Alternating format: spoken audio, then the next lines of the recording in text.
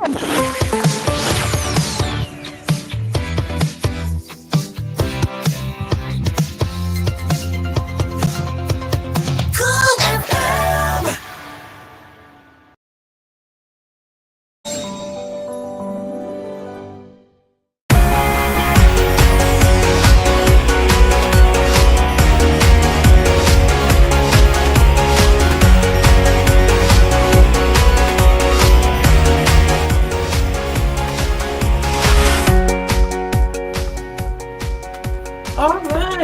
a fellow good morning to you all and welcome to Hello Pilipinas. Today is Sunday, October 6th, 2024.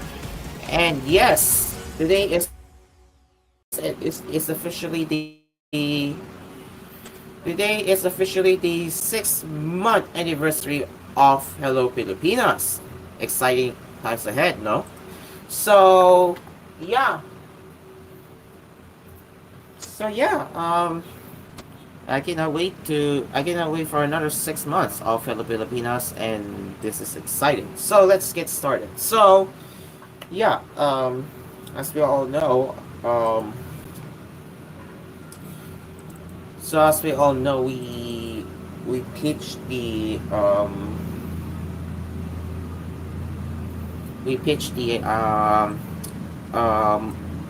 morning show back in March when we started koolNews as a side project back then, and now we have the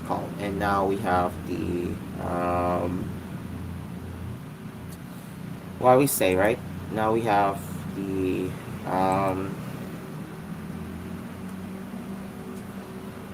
excuse me, and now we have koolNews as a whole, and then Hello Pilipinas. So that's amazing. So let's take a look back here at the interview right here.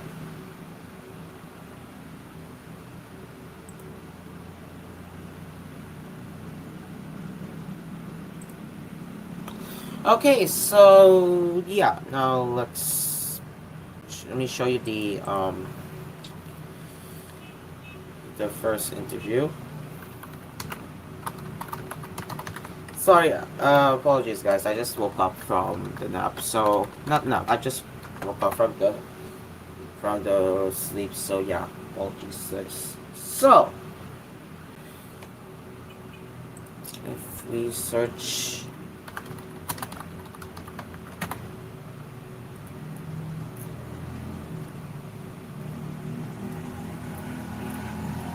Yeah, here, let me just do it here.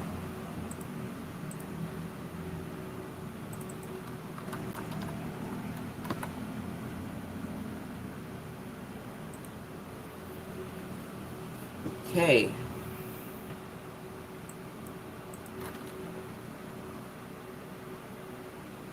Hang on.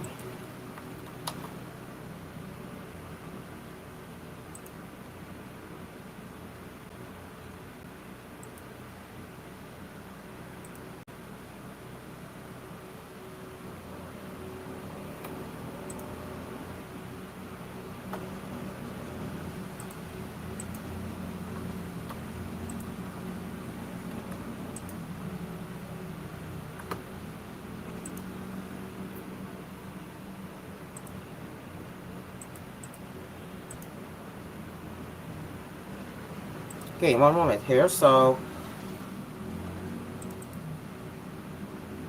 yeah.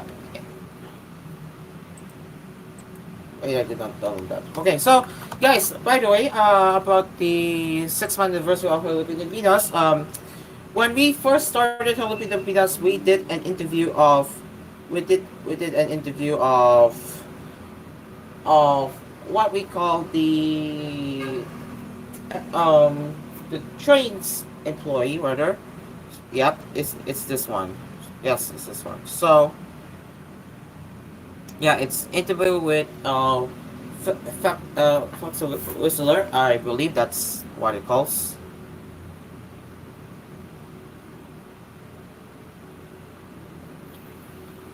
And the interview was went well, honestly. And Geometric started it all, so that's really cool.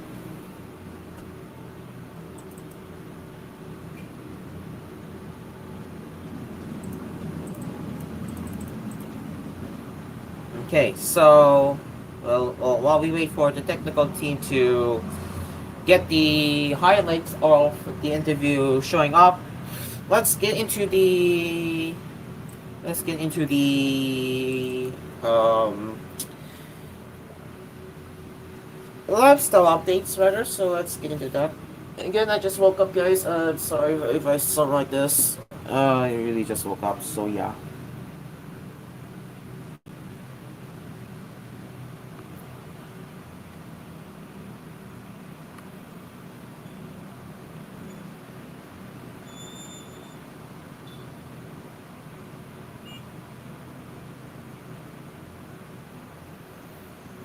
Okay.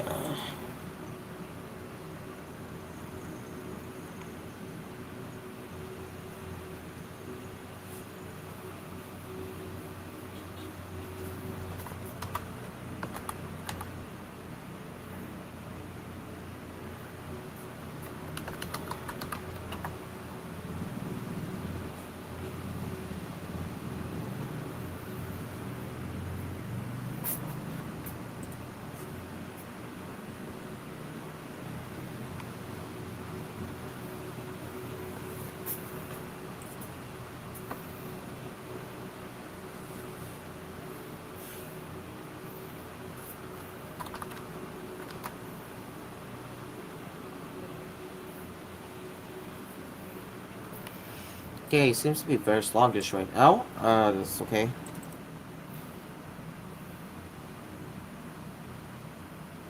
Alright, so okay, looks like the video is ready. So now let's take a look at the first interview of Hello Pilipinas, where we talked about the LRT thingy, I guess.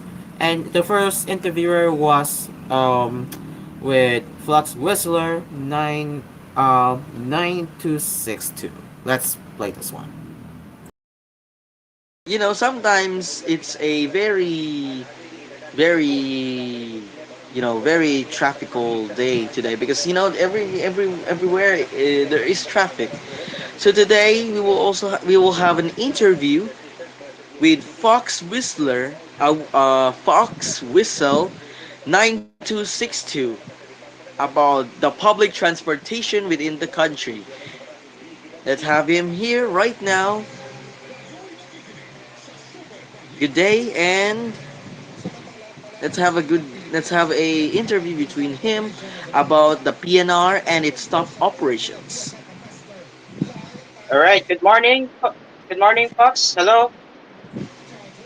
Hello and good morning. Thank you for inviting me to this wonderful show. Thank you for giving me this opportunity to speak with you guys. All Yes, right. yes. How is your day? By the way, how's your day? I'm doing good. I'm recovering from my sickness. I am fortunate enough that I am able to attend your show this morning as I've been waiting for its premiere. All right.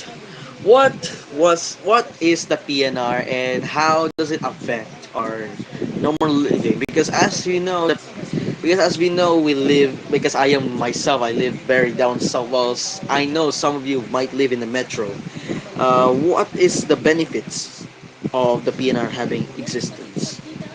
Okay, so the Philippine National Railways is the oldest railway company in the Philippines as it is state operated. Means it is operated by our national government.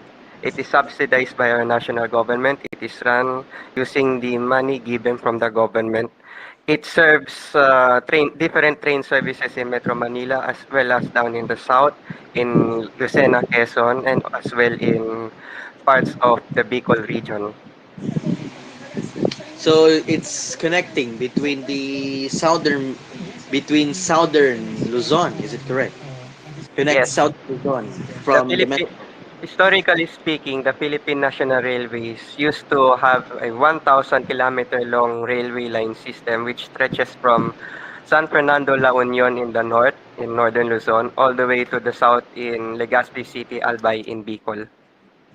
All right. And how was it maintained during the colonial periods? Because as you know, trains were because in the colonial period, Who knows what the local government in the East Indies back then? How was it funded, and who introduced the project here? The Philippine National Railways was first conceptualized as a Ferrocarril de Manila at Dagupan, a project ordered by the King of Spain. I think it was King Philip. I forgot the name of the king. Um, he ordered the Philippines, his officials in the Philippines to build a railway line system that connects Manila and Dagupan in Luzon. Mm-hmm. And now let's have the American era now. So, what were the improvements of the American era to the railway, and in what significance? How did it improve?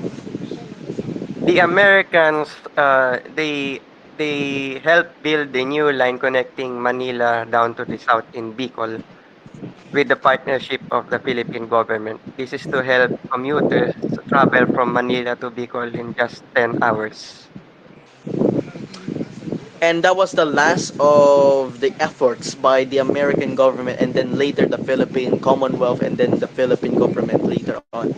Is it correct? Yes, during that time, I believe that the Philippine National Railways during the American period was called the Manila Railroad Company or MRR Co. It was kind of a private company that operates the railway lines from Manila to San Fernando, La Union, and Manila to Legazpi in Albay, Bicol.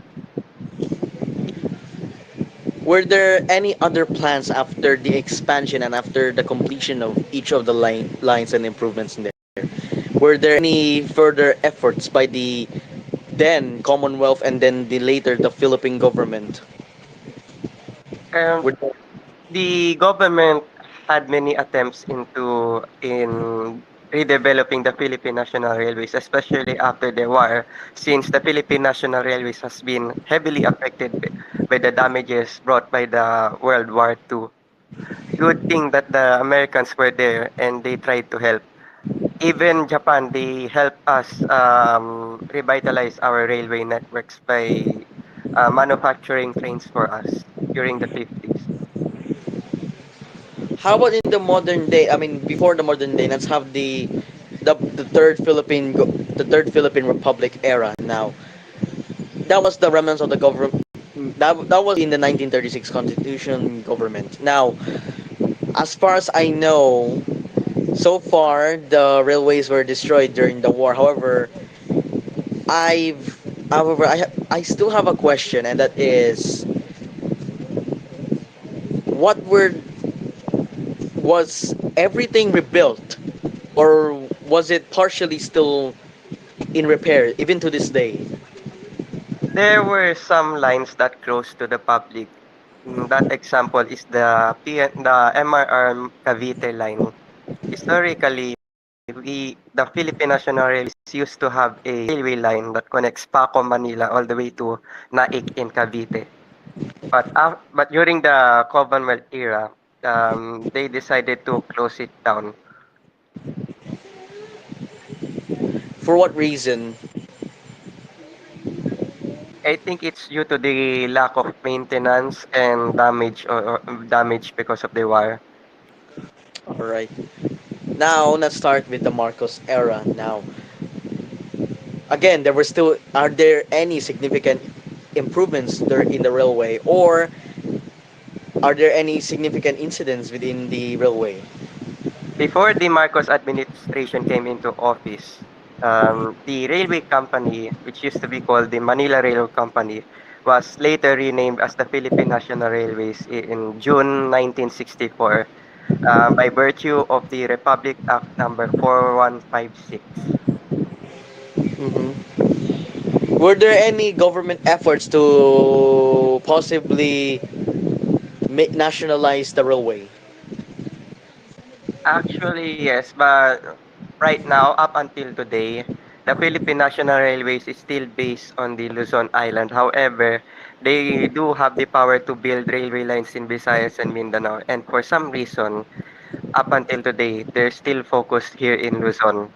Mm-hmm. All right, let's start with the stop operations. What are the major stop operations within the PNR? Okay, so earlier I have mentioned that there are different train services that is being offered by the Philippine National Railways to the riding public. And there used to be train services here in Metro Manila. This includes the Tutuban-Alabang route, the Tutuban-Governor Pascual and Governor Pascual to Bicutan routes. These were the routes that have been affected by the stop operations of the Philippine National Railways. And are there any Uh, more? The reason why the Philippine National Railways decided to stop the operations is to prioritize and give way for the massive construction of the 147-kilometer North-South Commuter Railway Project. The North-South Commuter Railway Project is a official development assistance fund project financed by the Japanese government and the Asian Development Bank. The North-South Commuter Railway connects Clark in Pampanga all the way to Calamba in Laguna.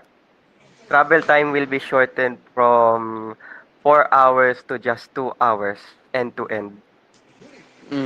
All right. Now, as we know that now we have known the information. Thank you very much, sir. Do you have any more fun facts about our transportation in here in the country? Thank you very much as well. Well, as a member of the Roblox group called Metro South Commuter Railway, and as a proud rail fan and train enthusiast, I encourage everyone to support our railway systems, our railway lines by riding the trains. This is a very good alternate solution to beat the heavy traffic in the metro. This has been proven and has been a big help to all the commuters who want to bypass the heavy traffics in our roads, save time and money for the purpose of feeling the convenience of All right. travel. All right. So another question I have is, how do you deal with I know that public transportation, as you know, it's not being utilized to its fullest potential. Why is that? Why is that? Why is that in the metro? People tend to prefer cars, jeeps. Tend to use cars rather than using public transport. Like, we all get it. Public transport is more reliable. However, why is that the people in metro prefer cars for a mode of transportation, even though they are contributing to the intense traffic and congestion in the metro? It's probably because due to the lack of interested investors that would invest in our railway sector. Fortunately, during the Duterte administration, there has been big efforts by the government to revitalize and prioritize our railway projects. This includes the revitalization of the Philippine National Railways and the prioritization of the North-South Commuter Railway System project. During the Duterte administration as well, they also introduced some other railway projects located across the country. One of which is in Mindanao, which is the Mindanao Railway Project. For now, there has been some issues encountered, but I hope that the government will resolve it and still push through the project. We hope we hope that it actually passes through, because myself being from the very down from the tuna capital, we believe that this mode of transportation is very much a good alternative, and compared to a bus, which will take a very long time, especially because the roads between Davao and say Jensen are very mountainous and very hilly and prone to landslides. So this solution is surprisingly a very good alternative, and I believe that hopefully the government should fix these issues remaining with the project within the Mindanao. Anyways, thank you very much, sir, for giving us the information that we absolutely need. And hopefully we can see you next time. Who knows? Thank you very much for having me here, and thank you very much for giving me again the opportunity to speak with you guys and Oh, be- inform your viewers about the current state of our public transportation, including the recent happenings with the Philippine National Railways. Thank you. Now, Oh before yeah, that, you're welcome, man. but before that, do you have anything to promote before Oh you have? yes, I would like to promote, even though our community is still closed at the moment, we would like to promote our little Roblox community called the Metro South Commuter Railway game. It's a railway game based on the Philippine National Railways. Even though the Philippine National Railways in real life have stopped its operations in Metro Manila, we in the Metro South Commuter Railway Group will still continue to give train services to all the Filipino Robloxians out there. Just stay tuned. I'll give updates to the Yeo Lamau server. I can't pronounce. To the Lamau server when we will open again the Metro South Commuter Railway game. All right, thank you very much. Thank you very As always, much. see you soon. See you And that was the very first interview on Hello Pilipinas. We really cannot wait what will the next 6 months of Hello Pilipinas will be, because we cannot wait for another chance of interviewing with someone. Who knows who will be who will be our next interview, right? So yeah, since we do plans on having more interviews in the near future, but who knows when will we get to interview with someone else here in our fellow community. All right, it is 7:25 in the morning, and we will get into the usual lifestyle and entertainment happenings when we return after these messages.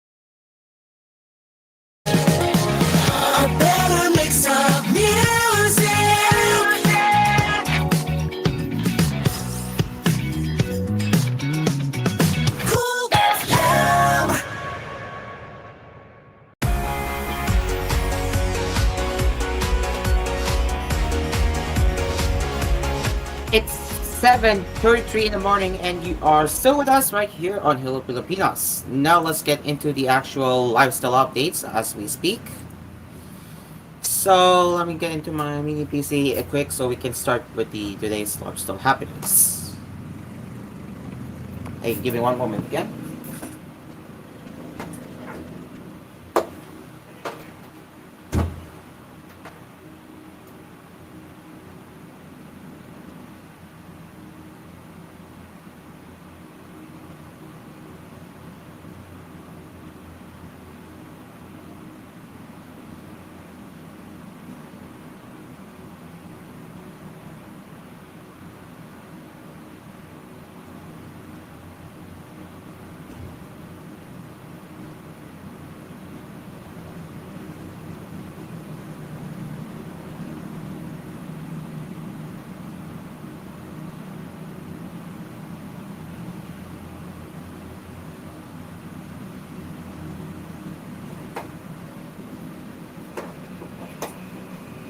Alright, just came back just to take my contrabus since my ears are very dry. So, yeah. Okay. We're gonna be quick again here, yeah, we're gonna be quick here because, yeah, in a few minutes we're gonna go to koolNews on Hello Pilipinas after another outbreak. But now, let's go to what's happening in the lifestyle if we have anything, and if we have any.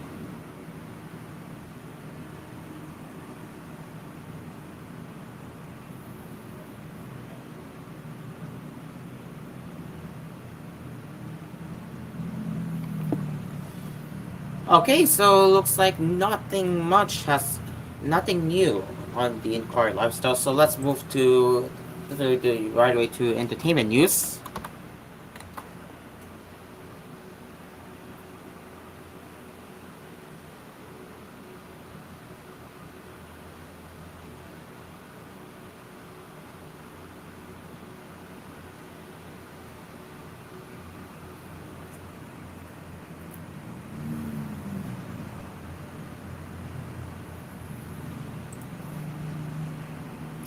So yeah, let's get into the entertainment news. Philippines Atisa Manalo is still in the running for the Miss Cosmo 2024 crown, advancing as one of the top 21 finalists as at the pageant's coronation night in Vietnam on Saturday, October 5.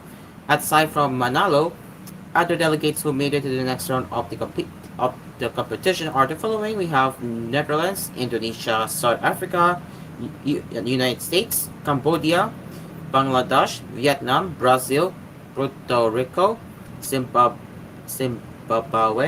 Chile, New Zealand, Thailand, Peru, El Salvador, Guatemala, Greece, Dominican Republic, Sierra Leone, and Mexico.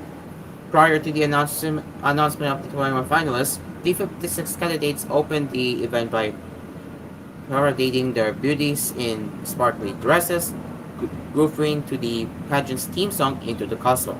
Another Filipino contender in the competition is actress model Frankie Russell, who represents her father's home country, New Zealand. Miss Cosmo 2024 is the first ever edition of the Vietnam-based international pageant. And Manalo became the country's representative in the global deal after she finished third in the 2024 Miss Universe Philippines pageant and was proclaimed the Miss Philippines Cosmo title holder.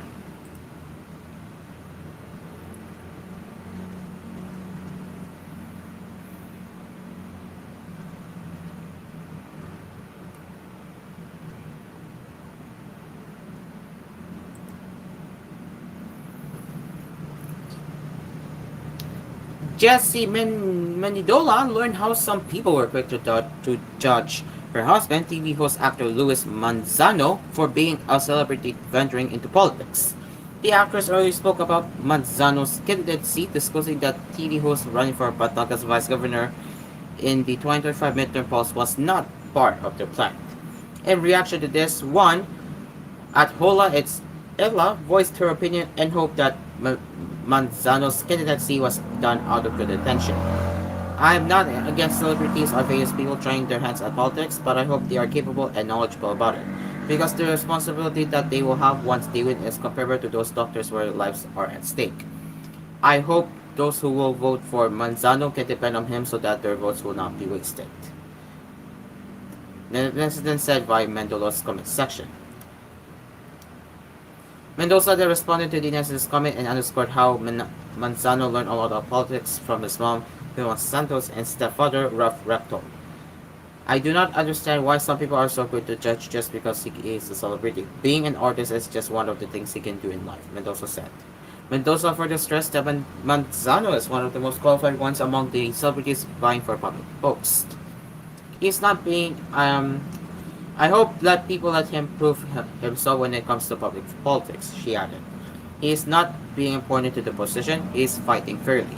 At the end of the day, the voters are the ones who will decide if they will elect him as a public servant. Another netizen, one at KCA, then pointed out to Mendola that Batang knows have the right to judge, considering the fact that a lot of celebrities who had the chance to stay in the position have failed to serve what they needed to serve. Yes, that they have the right to judge, but then let's not forget that he has the right to prove himself too. It goes both ways, Mendola replied. Not all celebrities are the same. So yeah, this is interesting as we just saw well, that he is going to run for the Bandag as well. We will see how that goes. And finally, Rayan Ramos is audacious in her in her birthday shoot. I want to appreciate me now. Actress model Rian Ramos is a stunning vision after she posed for an intimate photo shoot for her 34th birthday. The Saving Sally actress took to Instagram on Friday, October 3, to share a series of color and black and white photos where she posed with only delicate fabrics, giving a sensual and artistic aesthetic. Ramos remarked that she wants to appreciate her body now, when her mind has started telling her body mean things. I'm not gonna lie.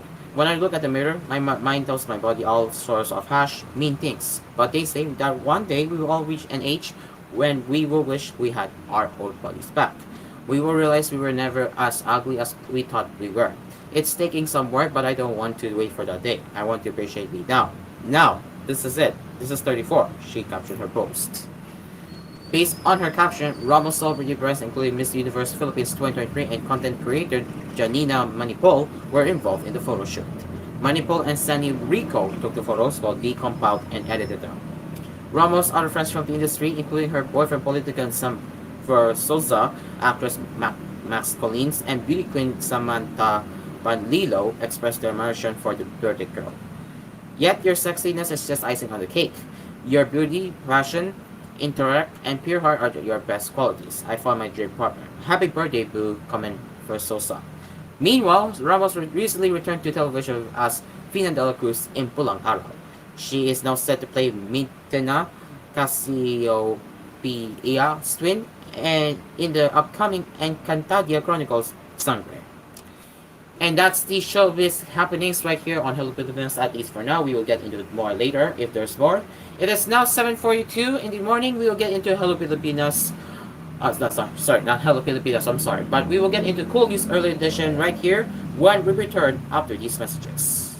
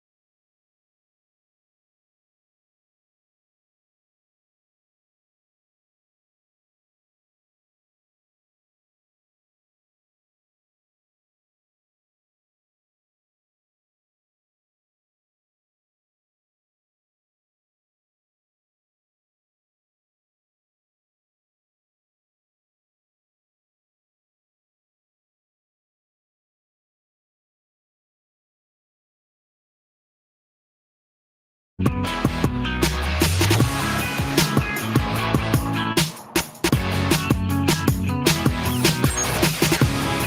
along to the music. koolFM.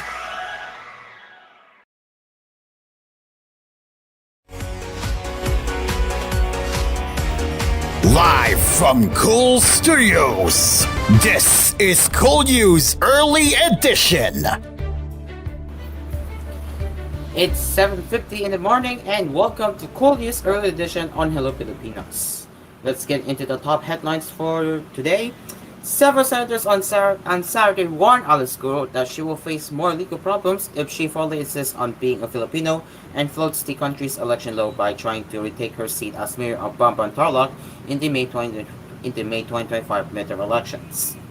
According to the lawyer for the ousted mayor, who is believed to be a Chinese citizen named Guo Huaping, she plans to run for the same post she was ousted from by the Office of the Ombudsman last August for grave misconduct and was perpetually disqualified from ever holding public office. Guo Huaping would be committing an act of material misrepresentation again if she fills out her certificate of candidacy and falsely declares herself to be a Filipino citizen, Senator Rizal said in a statement. The COC is an important document executed under oath. If Guo Huaping insists on her lies, a case of perjury will be added to the string of crimes she is involved in, Hontiveros said. Senator Sharon Cachilli supported her position, adding that the Commission on Elections had already determined that Guo, who is now detained at the Pasig City Jail on charges of qualified human trafficking, was eligible to seek public office for being a foreigner. That was the reason, he pointed out, the poll body brought a case for material misrepresentation against Guo, whose alleged link to an illegal Philippine offshore gaming operator Pogo in her town had led to her swift political downfall. The COMELEC should promptly disqualify her because it already approved a resolution to file charges against Guo because she's not a Filipino. Cachilli told Radio DWIC's Usapan Senado program. In addition, she said that the COMELEC's fact-finding panel had determined that Guo's fingerprints on her election documents matched those of Guo Huaping. It only means that Alice Guo and Guo Huaping are the same person, the senator said. Foreigners are not allowed to run as mayor or even as official of the barangay council. The Department of Foreign Affairs has cancelled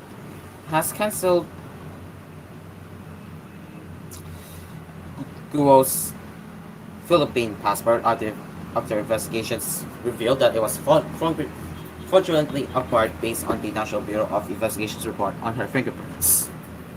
Justice Secretary Jesus Crispin Mirmola on Saturday said the cancellation of Guo's passport came at the perfect time, especially because she was a flight risk after sneaking out of the country in July. The EFA's decisive call to revoke the passport of Guo undoubtedly opened the doors to justice. This marks the beginning of a relentless pursuit to ensure accountability and uphold the rule of law, Mirmola said. The Office of the Solicitor General has also filed a case in the Tarlac Regional Trial Court seeking to cancel her alleged bogus birth certificate. According to Cachilli, the election officials should also take judicial notice of the Ombudsman's August 30 decision that perpetually banned Guo from working in the government by abetting illegal bogus. While he acknowledged that it was only ministerial for the COMELEC to receive Guo's COC, the constitutional body has the power to automatically prohibit foreigners from joining the country's electoral process. The reported plan of Guo Huaping to run for public office is yet another brazen attempt to undermine the country's laws, he said in a separate statement. COMELEC Chair George Garcia on Friday said that the receipt of any COCs did not mean the aspirants' names and would be included in the final list of candidates, as there may be challenges against their candidates. He said candidates may also be disqualified from running due to the administrative penalty that had been imposed on them. Senate President Pro Templo Jingo Estrada appealed to the voters of Bamban to be more circumspect after Guo's lawyer claimed that many residents of the town were allegedly clamoring for her return as local chief executive. Guo's lawyer Stephen David has said that she was confident that the cases against her would not hinder her chances of regaining her seat.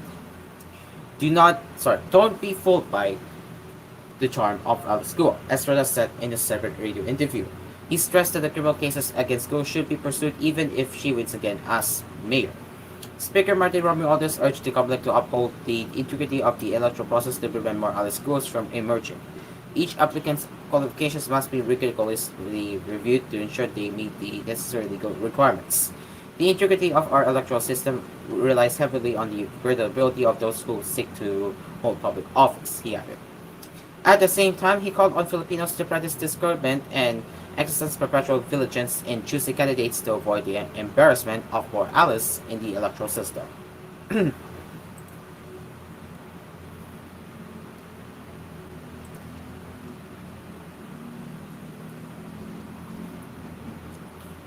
Excuse me. Janet Lim Napoles, who remains in prison for past convictions in connection with the 2013 pork barrel scam, should not have been acquitted in the latest case decided by the court. Sammy Lucio Gigi Reyes, one-time chief of staff of former Senate President Juan Ponce Enrile. This was the contention of Sandigan Bayan, presiding Justice Amparo Capotajetang, who said that while the evidence presented against Enrile, Napoles and Reyes was not strong enough for the plundered conviction. The two women should have been found guilty of corruption of public officials and direct bribery, respectively. The anti-grab court's special third division on Friday cleared the three accused of charges that they connive in diverting 172.8 million pesos from Enrile's priority development assistance funds into Napoles bogus non-governmental organizations from 2004 to 2010. In the 255-page separate opinion, Capo Taje Tang agreed to their exoneration in the Puna case, but said the prosecution was still able to excuse me, establish by a preponderance of evidence that Napoles received at least 365,437,500 pesos from Enrile's PDAF. For this, she said Napoles should have been found guilty of corruption of public officials, ordered to return the amount, and given 10 more years behind bars. I agree that accused Reyes and Napoles should be acquitted of the crime of plunder on the ground that the prosecution failed to establish that accused Reyes received from accused Napoles amounts which reached threshold 50 million pesos set on the Republic Act No. 7080 or the plunder law, Capotajetang said. However, I humbly submit that the Audiencia Alter erred in ruling that accused Reyes and Napoles may not be convicted of other crimes on the basis that the variance doctrine finds no application in this case, she said. The Sandigan Bayan chief was referring to the main decision penned by Associate Justice Ronald Mariano, which refuted the dissent by citing the clearly insufficient and inconclusive evidence presented by the prosecution. But in rebuttal, Capotajetang cited the legislative history of the plundered law, jurisprudence, as well as the presence of overwhelming evidence on record.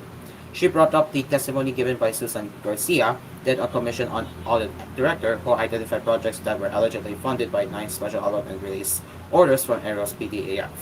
The funding was transferred to 6 Napoles NGOs for projects that turned out to be a ghost or fictitious. Unrebutted testimonies from the whistleblower employees also showed that upon the express instructions of accused Napoles, her employees forged project proposals, list of beneficiaries, accomplishment reports, receipts, reports of disbursements, inspection and acceptance report, and certificates of acceptance to make it appear that the utilization of the PDAF was properly undertaken when, in fact, no such deliveries were actually made, she noted. But more damning to Napoles was the evidence consisting of 36 vouchers that government-owned and controlled corporations issued to the NGOs for the disbursement of 365 million pesos from 2007 to 2010, the justice said, adding, based on the aforesaid evidence, the prosecution has sufficiently proven that accused Napoles committed overt and criminal acts to implement an unlawful scheme to divert the disbursements of the PDAF for her personal gain.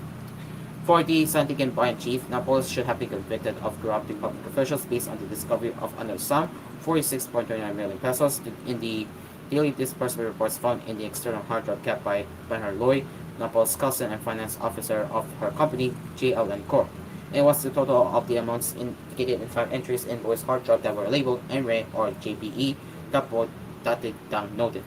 Another prosecution witness, Ruby Duason, the alleged middleman in the scheme, explicitly declared that she personally delivered the money she received from Loy in Napoles' office to accuse Reyes. Duason served as former President Joseph Estrada's social secretary. Reyes also signed endorsement letters that designated the implementing government agencies and police NGOs that should be infused with PDAF money from ENRE, he just said. Specifically, as Chief of Staff of ENRE, Reyes liaised with Duason and agreed to the proposal of Napoles through Duason to endorse bogus NGOs as implementers of the projects funded by ENRE's PDAF. The anti-grift court chief also disagreed with Moreno's nullification of Lois DDRs for being mirrored unsigned photocopies. For Capote Tang, they were equivalent to the original DDRs under the best evidence rule since they are clearly printouts or outputs readable at sight. Also, it is worthy to note that other former JLN employees testified that Napoles ordered them to shed documents pertaining to the transactions of the NGOs, including the disbursement vouchers, she said. Reyes therefore should have been convicted of direct bribery on 5 counts and meted a prison term of up to 9 years for each count, she said. Capote Tang was named Satigan Bayan, presiding justice in 2013. The same year, the PDAF scam was exposed by the inquiry in a series of reports. She is set to retire in November.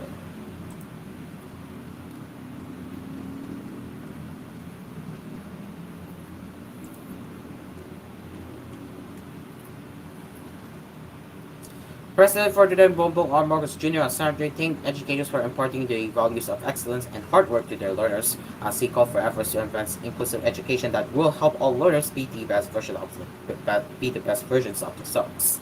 The president made the appeal in his message for National Teachers' Day on Saturday.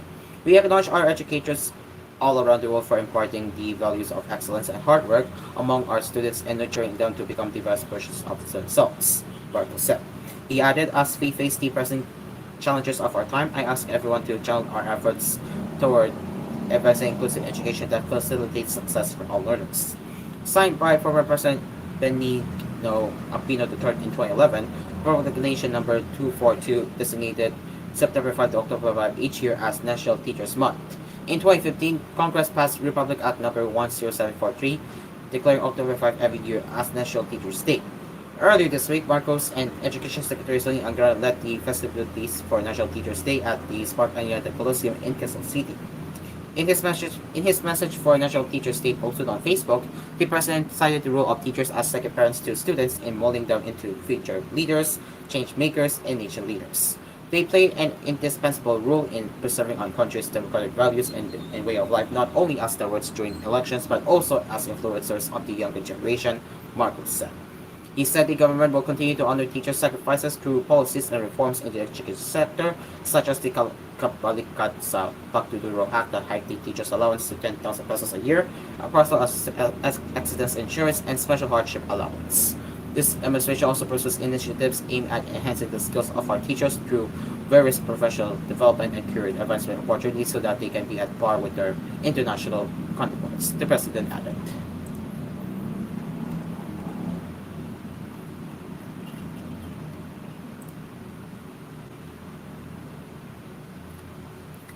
And watch out, people! Enterprising Filipinos who formerly worked for Philippine offshore gaming operators have set their own companies involved in online fraud and other scamming activities, according to Senator Sherry Cajulio. In a radio interview on Saturday, Cajulio said individuals who previously managed big poker hubs had supposedly established smaller companies to avoid getting the attention of law enforcement agencies.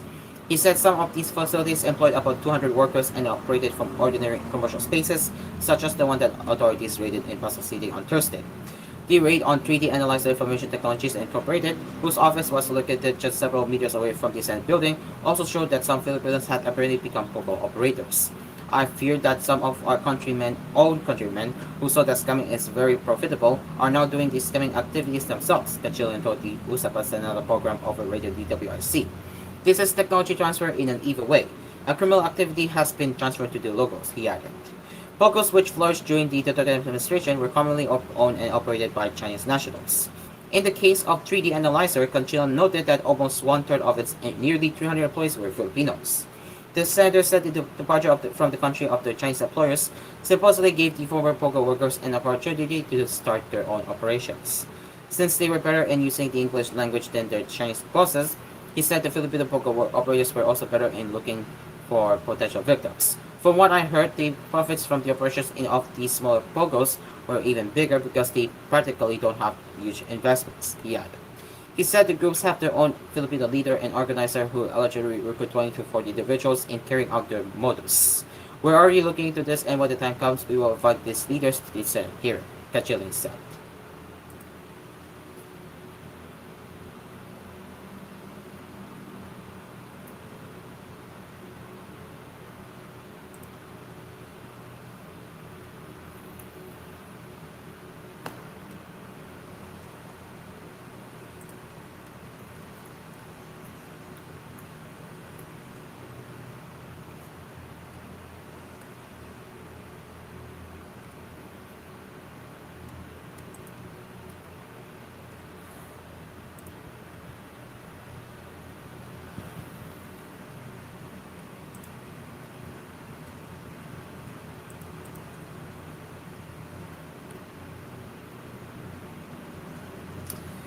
President Marcos has declared the fourth week of October of every year as Moving Forward Paddling Week Philippines as part of efforts to promote the Philippines as a top paddling destination and to encourage us a sport or leisure activity.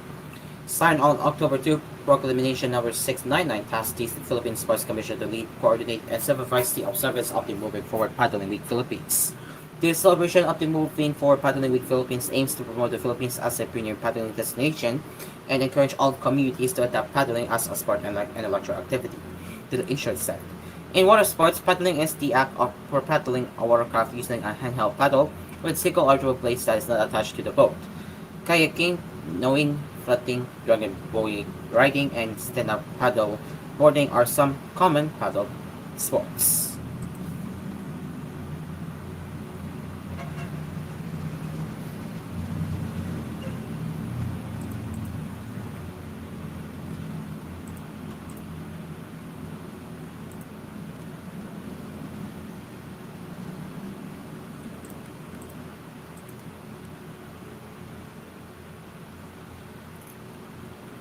And broadcaster Bienvenido Ben Tufo, who has been topping recent senatorial surveys, filed his certificate of candidacy for senator on Saturday. If he wins if he wins in the 2025 elections, he will be the third Tufo to serve or have served in Congress. His brothers are both incumbent legislators, Senator Rafi Tufo and incumbent Representative Erwin Tufo. The congressman of former Social Welfare Secretary is also running for senator under President Marcos' slate for the Senate. Ben Tufo said he and his brothers, being medium men engaged in community service, will work together to address recurring problems plaguing Filipinos. Our job is to tell and seek the truth, but again, we realize that after helping a lot of people for the last 20 years, they keep coming back because of the broken system, he said. We decided to be part of the solution up to the problem, and that's the reason why we're here. There's got to be change. Enough helping, they keep coming back. There's a problem in the system, and it should be addressed, he added. Among other independent senators who filed the COC were Labor leader Jose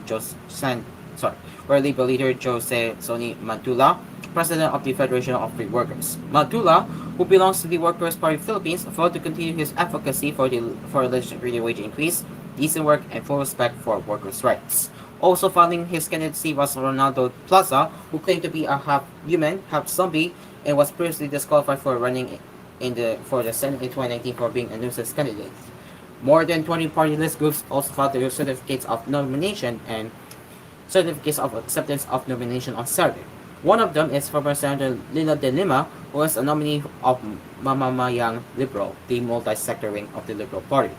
De Lima said if she wins, she will make up for the lost time in serving the public up. She was incarcerated to do Trump up charges 8 months into her six-year term as senator.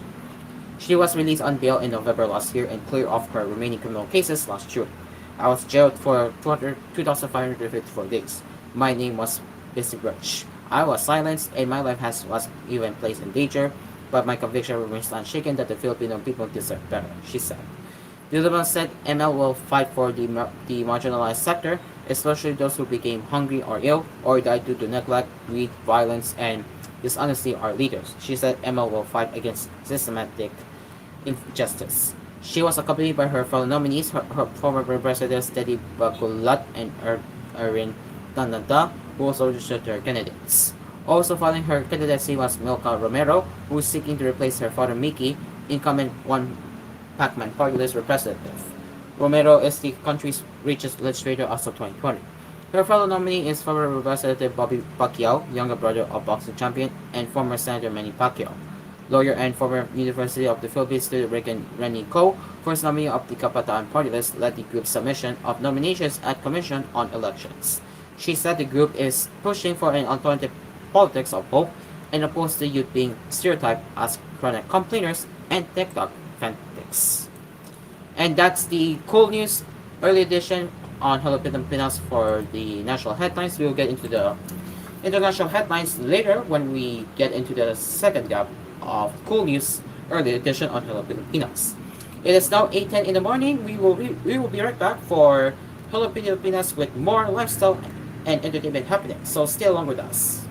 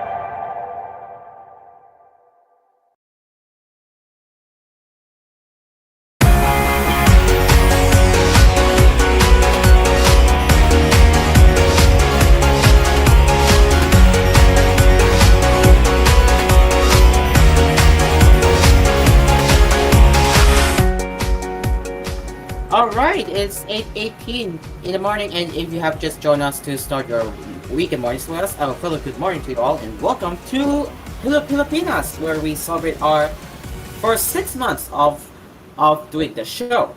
Now let's get into thing where we first started Hello Pilipinas. So, uh, back when after we started koolNews as a side project, Geometric proposed Hello Pilipinas to happen.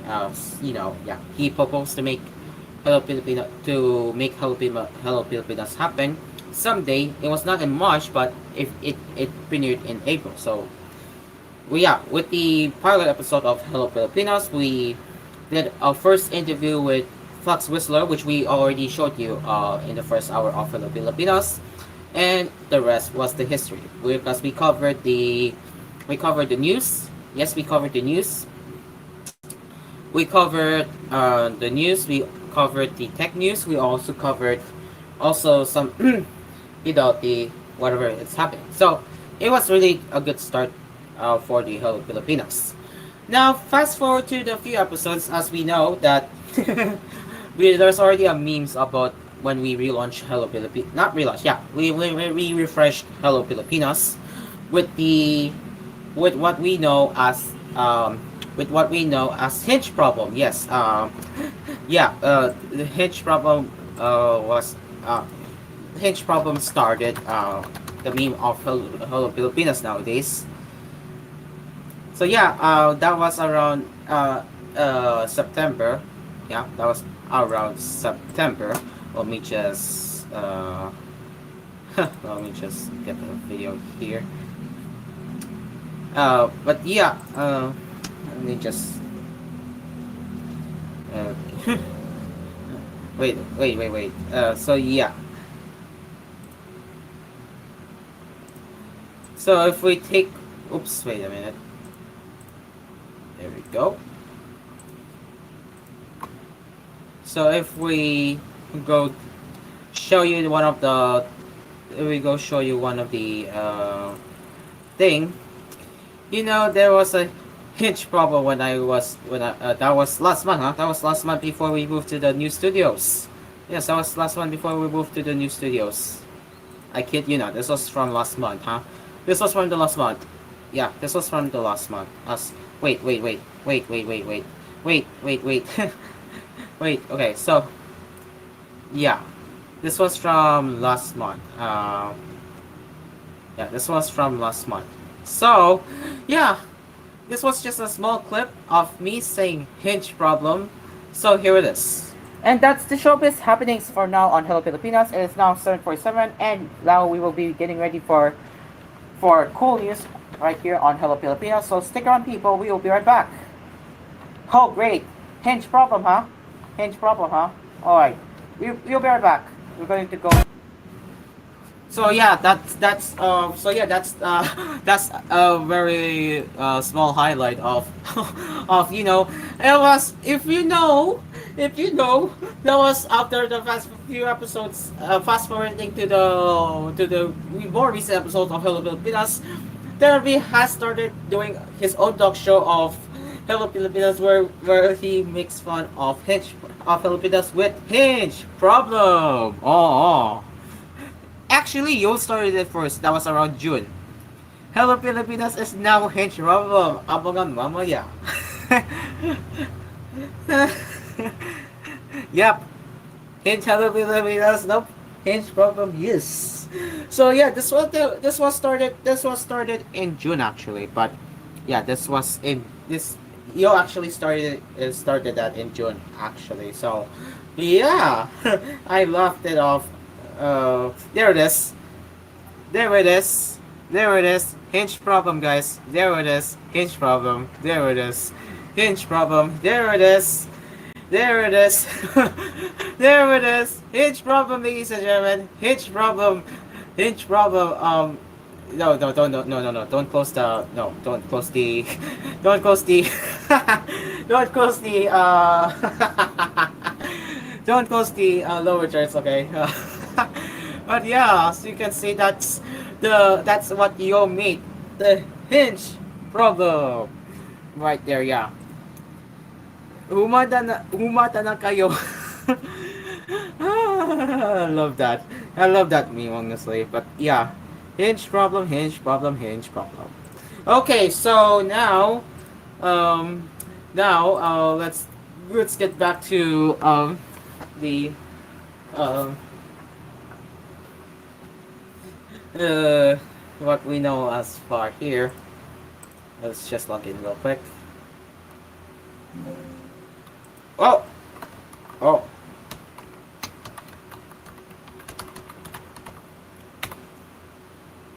All right. Uh, so okay. All right. So now right. So where was I? Oh yeah. Okay. Let's get into some Hollywood news perhaps. Yeah, let's get into Hollywood news perhaps.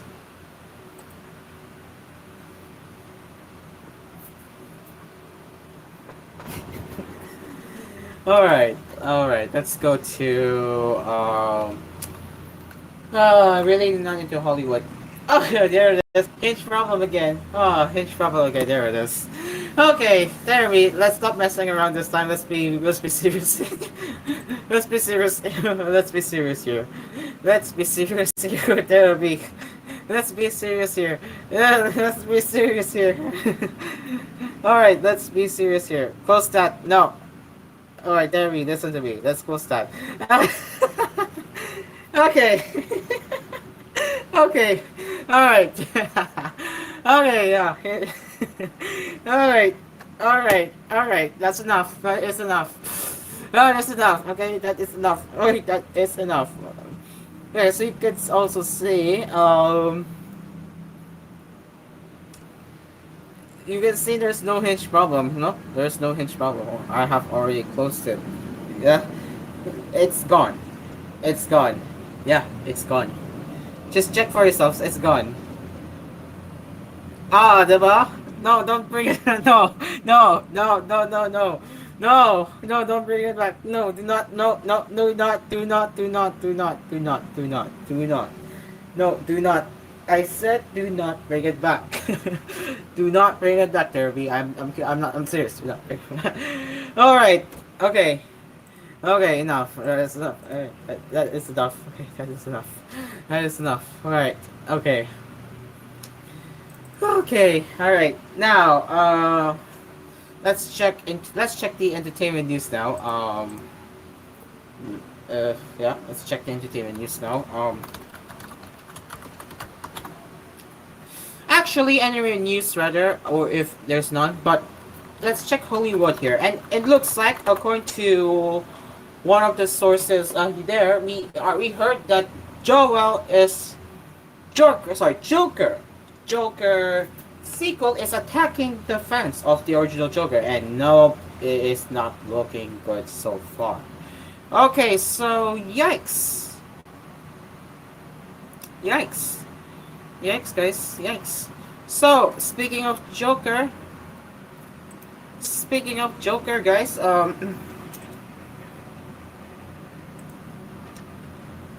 let's get into the abysmal results of Joker, which only earned $20 million on the opening day. Yep, only $20 million. So, yep, not off to the good start, ladies and gentlemen, not off to the good start. So, Joker fully adopts is after a shaky performance at the domestic box office after earning $20 million from 4,102 locations across Friday and previous screenings. Rivals project that Warner Bros. Sequel to the 2019 DC comic book film Joker will open start of $50 million. Heading into the weekend, Joker 2 was expected to make $50 million to $65 million in its box office debut. Although Foley Adults is on track to secure the top spot on domestic charts, the film's opening weekend will fall significantly behind the first Joker, which earned $96.2 million. Absolutely abysmal. Yeah, absolutely abysmal results. So, if you're wondering why Joker is not doing well, Well, it's because we heard that they're attacking the fence. They're attacking the fence. That's why it's not doing well. So yeah, I'm not gonna get into too much, but we know that Joker sequel is not performing as it would have been, but the Joker from 2019. Very sad. All right, so now, oops. Okay.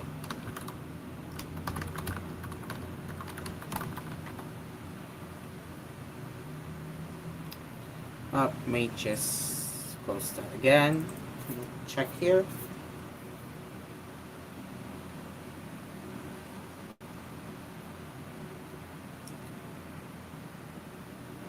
Oh, what is trying? What is Jerry trying to do? Oh no! Oh no! No! No! Oh no! Oh no! Oh no! You're not doing that. Nope! Nope! Nope! Nope! Nope! Nope! Nope! Nope! Nope! You can see it's not there. Nope! Nope! Nope! Nope! Okay. But yeah. Let's. Why is Jerry wanting to do?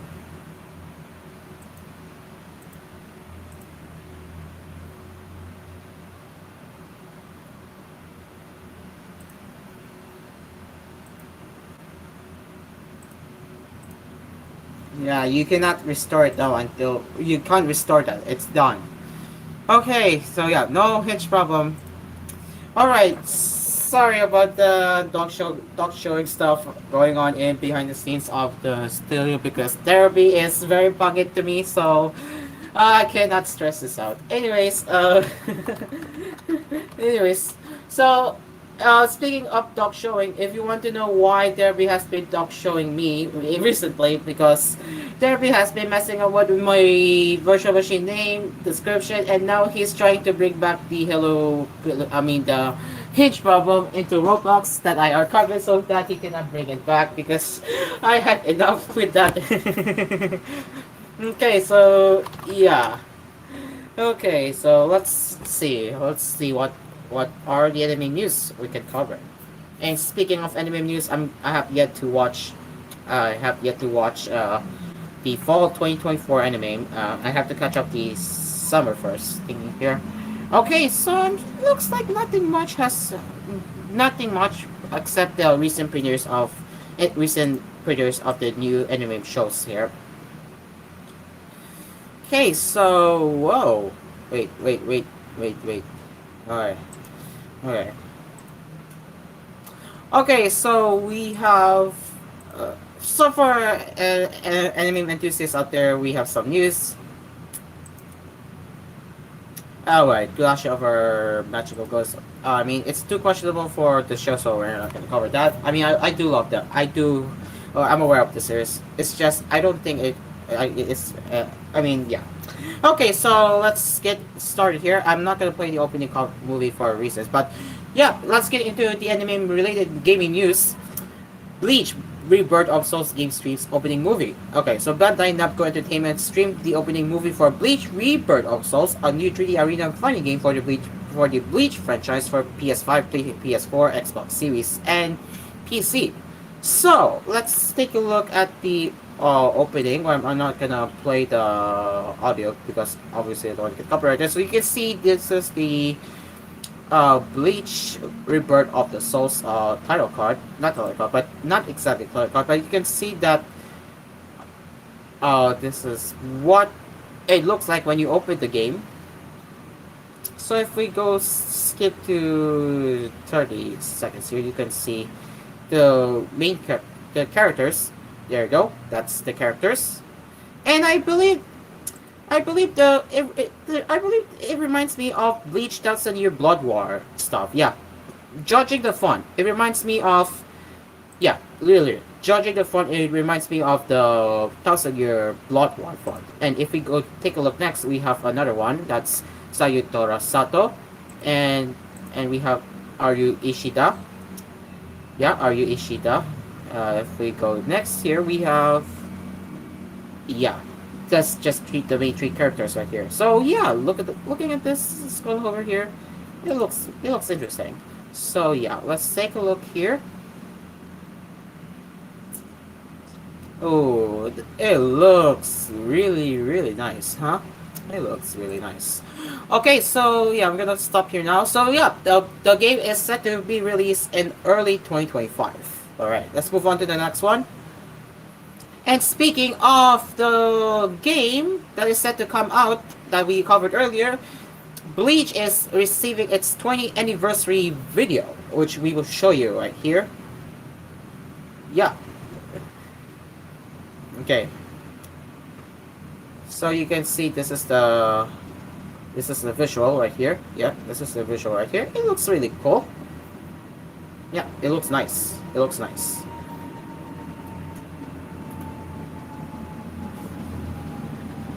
Okay, so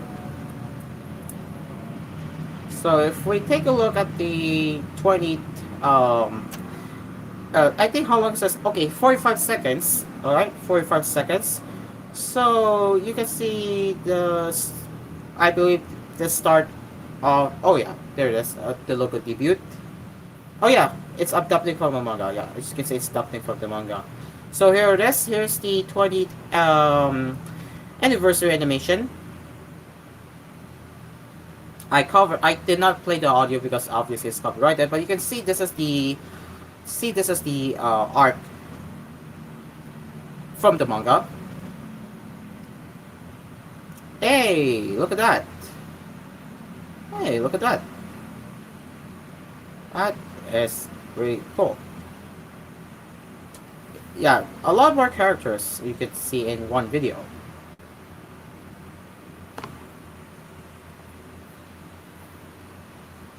So yeah. Hey, it's English apparently. The audio is English. I can tell according to the closed captions, it's English. So that's interesting. But yes, looking good so far. And if we just hover over to this uh, timestamp, you can see this is where it goes to show the visual, the exact same visual that you just saw above right here. Alright, so yeah, looking good so far. Looking really good so far. And here is the opening sequence with that is creditless, which is Kontoba ni Zesutomo. And obviously I'm not gonna play it here, copyright reasons.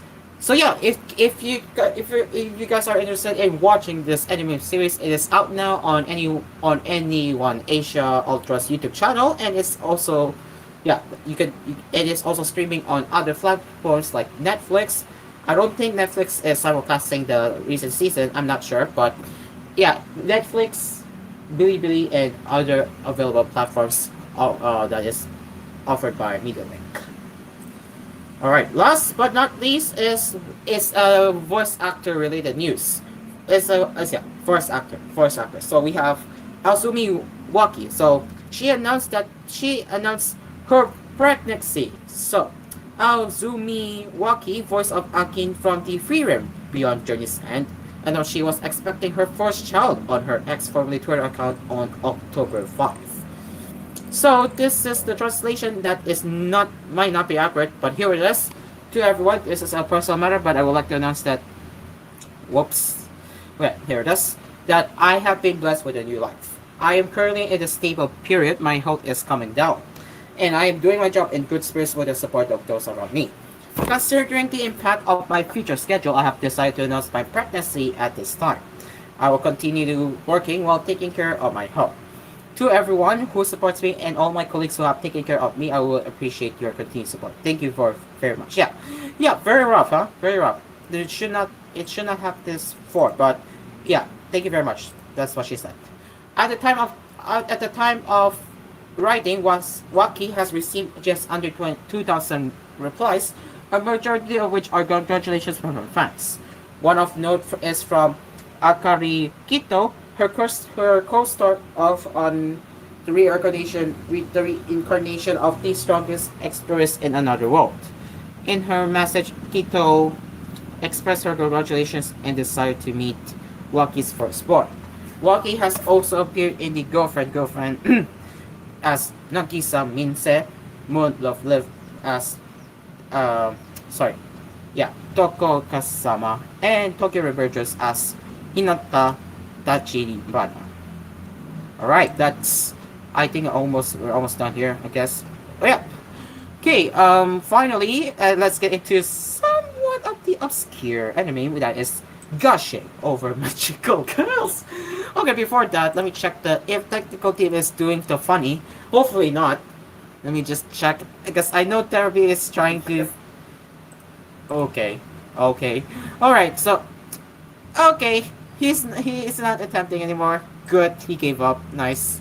Okay, looks like our technical team is not doing talk showing during our show. Good news, guys. We did it. Yay!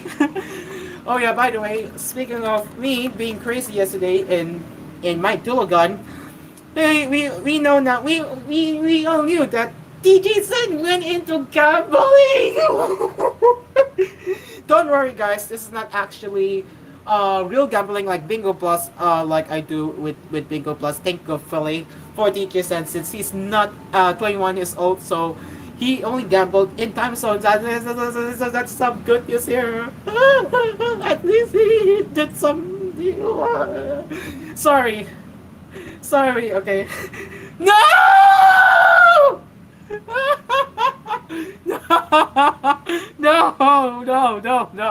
No, Therapy. No. I'm crazy again from DJ said gambling, and now his problem returns. Anyways, let's get into the last anime news. I'm so sorry. I am so sorry, guys. This is insane. Anyways, gushing over Magical Girls TV anime gets second season. Alright, here it is. An event for the gushing over Magical Girls. Announced with a teaser on Saturday that production on a second season has been greenlit. I'm sorry, guys. I cannot stop laughing. Okay, anyways. I'm sorry. It's just really funny. Okay, I am sorry. This is funny. Okay. Alright. Okay. Alright. Anyway, so you can see right here. I think I can show you the thing here. I'm gonna just double check. Okay, there's some scenes here I don't want to show, but you can see you can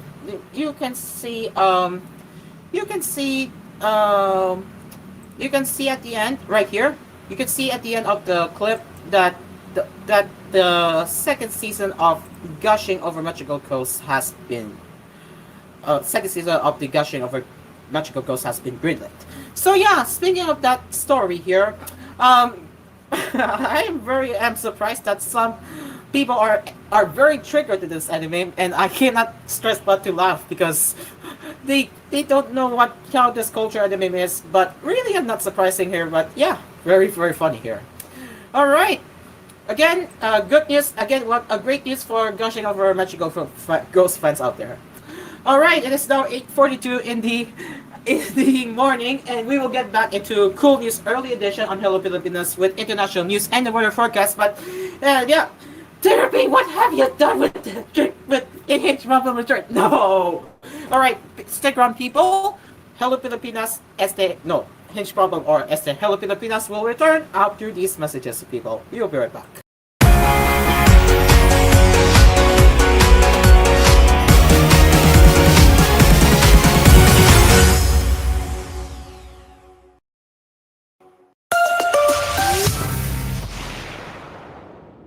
Hi! Christine Hermosa po ito. Ang family soap namin, di mahal. Pero ang nakukuha namin, priceless. Hi, Christine! Looking younger every day, ah. Fresh. Laging blooming. Ang kinis. Grabe, kaya lalong in love sa'yo si Oyo eh. Ganyan pag ang kutis, alaga. Kitang-kita ang ganda. Silka Papaya Soap with regular use. Sa 65 grams, 18 pesos lang na SRP, achieve mo ang kutis alaganda. Ala Christine Hermosa with regular use. Bili na! From traffic lights to bright lights, adventure sites, and chill nights. Basta Sunsilk with regular use, may lugay-ready hair ka, anytime, anywhere. Use Sunsilk Smooth and Manageable with Active Infusion, made with a blend of flower oils, vitamin B3, and collagen. Now with its best-ever fragrance versus previous formulations. Sunsilk, $225 lang per wash based on sachet SRP. Hirap magpahinga? May mga gamot para dyan, pero relax. Mag-efficacent oil. Sa unang amoy at hagod, ramdam ang ginhawa na trusted by all. Unahin ang trusted ginhawa. Unahin ang efficacent. Methyl salicylate plus menthol plus camphor is a generic name of efficacent oil. If symptoms persist, consult your doctor. Big and small, meron yan. Big and small, meron yan. For big and small, pamilihan needs, Mr. DIY. Sulit yan. Meron yan. Ito ang sulit na pamilihan sa buong bayan. For big and small, pamilihan needs, Mr. DIY. Sing along with me and Curtis! Nanghihinayang sa araw ko. Uy, friend, di maka-move on dahil sa sipon? Magbagong Neozeb Z Plus, now with zinc. Mas bilis galing sa sintomas ng sipon by 2 to 3 days versus Neozeb Forte. Walang hinayang, bawi na ang araw ko. Neozeb Z Plus, now with zinc. Alagang Unilab yan. Phenylephrine HCl chlorphenamine maleate paracetamol plus zinc is the generic name of Neozeb Z Plus. If symptoms persist, consult your doctor. Bye, buhag-haggard hair! Hello, Cream Silk Vitamin Boost! Pinalaki with 30% more versus 10 ml Unilever sachet for all day no buhag-hag. It's a non-conditioning shampoo and with regular use for up to 24 hours. Mag Cream Silk Vitamin Boost every day. Come on and celebrate, celebrate Christmas, celebrate Christmas, celebrate, celebrate Christmas, celebrate Christmas. It's the happiest month to be, perfect for all, for you and for me. Joy from season one and all. Celebrate Christmas at SM Malls. Celebrate Christmas at SM Malls.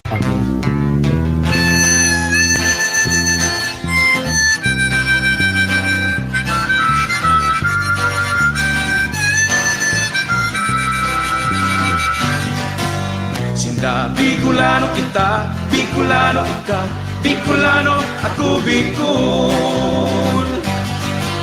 Sinda Bicolano kita, Bicolano ika, Bicolano Ako Bicol Party List. Katabang na, kasurug.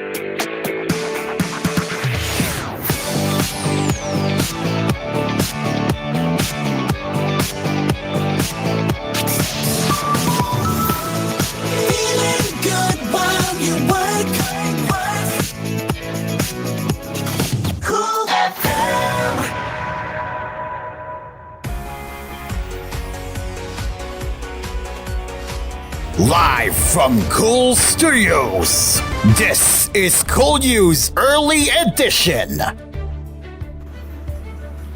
It's 8:51 in the morning, and you are listening to koolNews Early Edition on Hello Pilipinas. Let's get into the international headlines now.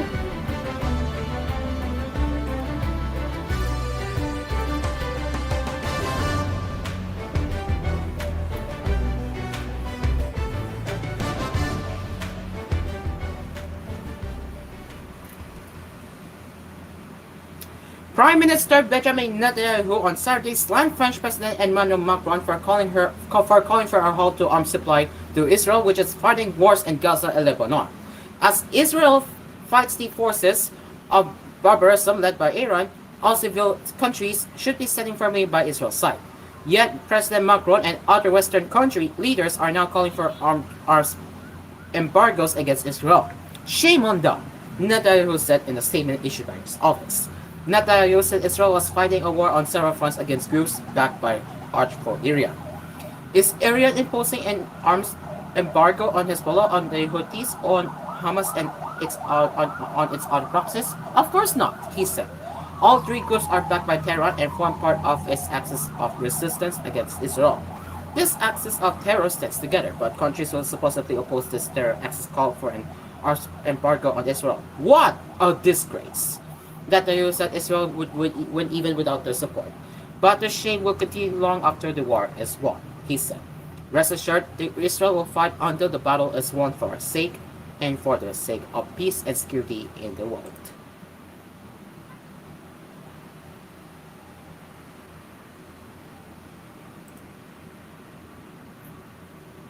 And companies that bring solar power to some of the poorest homes in Central and West Africa are said to be among the fastest growing on the continent, whose government have long struggled to address some of the world's worst infrastructure and the implications of climate change.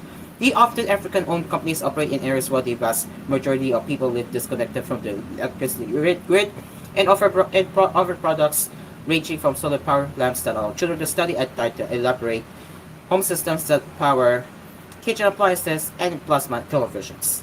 Price ranges from less than $20 for a solar power lamp to thousands of dollars for a home appliance and entertainment systems. Central and West Africa have some of the world's lowest electrification rates. In West Africa, where 220 million people live without power, this is as low as 8% according to the World Bank. Many rely on expensive kerosene and other fuels that fuel homes and businesses with flames and risk causing fires. At the last United Nations Climate Summit, the world agreed on the goal of tripling the capacity for renewable power generation by 2050. While the African continent is responsible for hardly any carbon emissions relative to its size, solar has become one relatively cost-effective way to provide electricity.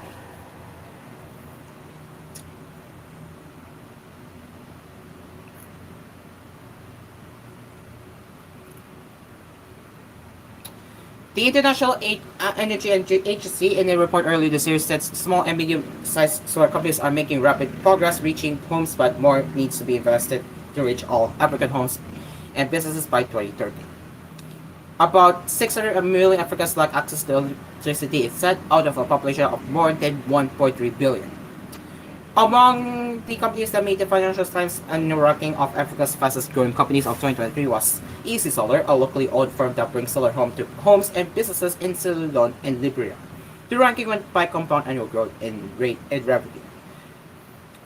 Co-founder Natana Bisang Mosia grew up in Ghana with frequent power cuts. She became interested in solving energy problems in Africa while at graduate school in the United States. Together with a U.S.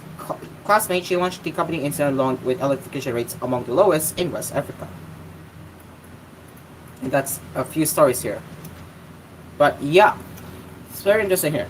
Alright, so we have 5 minutes before we leave the airwaves, but I think the next weather forecast might go a bit over time. So apologies to TVH viewers if we get cut off at the end of at 9 o'clock. But yes, now let's get into the weather forecast from Pagasa themselves.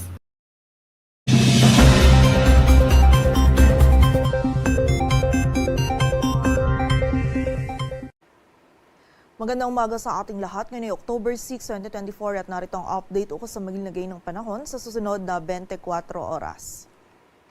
Patuloy pa rin umiiral ang Intertropical Convergence Zone or ITCZ dito sa bahagi ng Southern Luzon, Visayas at Mindanao kung saan ngayong araw ay makakaranas pa rin ng mataas na tsansa ng mga pag-ulan, pagkilat at pagkulog ang malaking bahagi ng Southern Luzon maging ang buong bahagi din ng Visayas. So pag-iingat po para sa ating mga kababayan dyan sa posibilidad ng mga pagbaha at pagguho ng lupa. Samantala sa nalalabing bahagi naman po ng ating bansa ay meron lamang tayong mararanasan ng mga isolated o yung mga biglaan at mga panandali ang pag-ulan, pagkidlat at pagkulog dulot yan ng ITCZ at ng easterlies. At sa kasalukuyan po ay wala tayong minomonitor or namamataan pa na sama ng panahon na maaaring makaapekto dito sa ating bansa.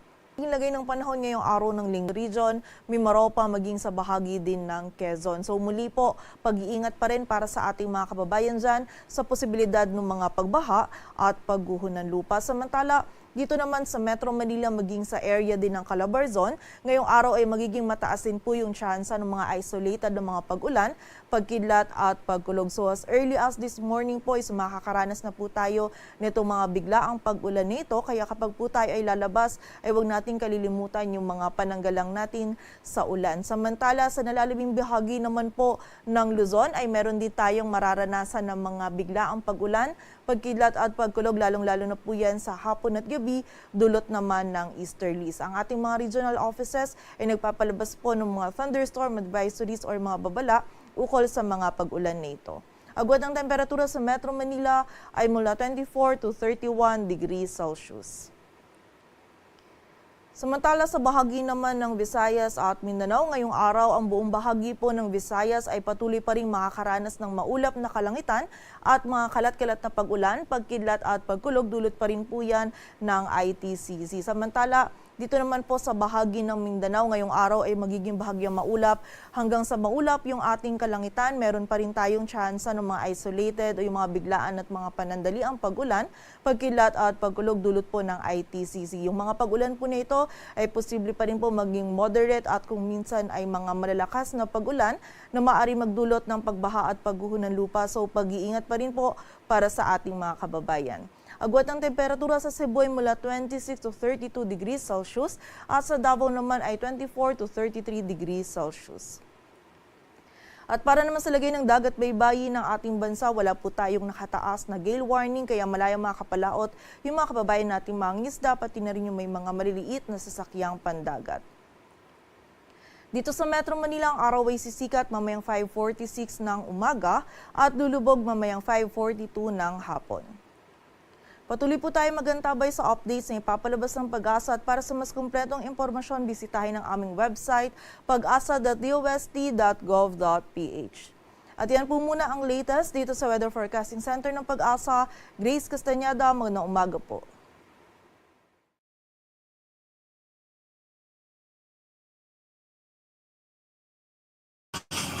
And that's the weather forecast from Pag-asa. And ladies and gentlemen, that concludes koolNews Early Edition on Hello Pilipinas. We will return with another headlines later with koolNews at noon. From the station that cares for you, I'm Cairo and this is Hope. And now let's get back into Hello Pilipinas to conclude its 6-month anniversary episode.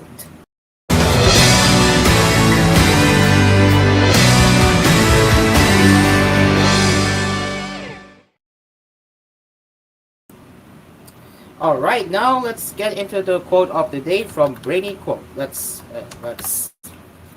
get into the quote right now. All right, so today's quote of the day. I have noticed that nothing ever. Sorry, repeat. I have noticed that nothing I ever said. Sorry, I have noticed that nothing I never said ever did me any harm. That's coming from Calvin Coolidge. Ladies and gentlemen, that is it for the 6th anniversary. Ladies and gentlemen, that is it for the 6-month anniversary of Hello Pilipinas. The 6-month anniversary episode was insane because Terry was making fun of dog showing, insane stuff. But yeah, what a great way to commemorate this 6-month anniversary episode of Hello Pilipinas, starting with the first interview that we covered last April, which in this pilot episode of Hello Pilipinas, and now here we are. What will the next 6 months of Hello Pilipinas be, right? Again, thank you all for joining us to start your weekend mornings. We will be back again next week. So yes, people, until then, I'm Cairo. Good morning and hello Philippines. This is home. We will see you next week. Bye-bye!